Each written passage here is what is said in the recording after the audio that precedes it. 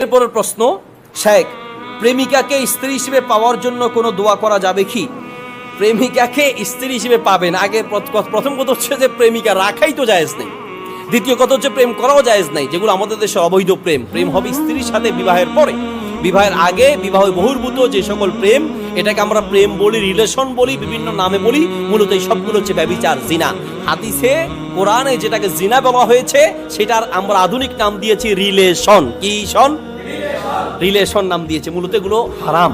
বাকি কাউকে আপনি পছন্দ করেন, এখন তাকে পাওয়ার জন্য আপনি দোয়া করতে পারবেন কিনা, এর উত্তর হচ্ছে কোনো মেয়েকে নির্দিষ্টভাবে পাওয়ার জন্য দোয়া না করে আপনার উচিত আপনি আল্লাহর কাছে দোয়া করেন যে আল্লাহ আমার জন্য একজন উত্তম স্ত্রী বিলিয়ে দেন।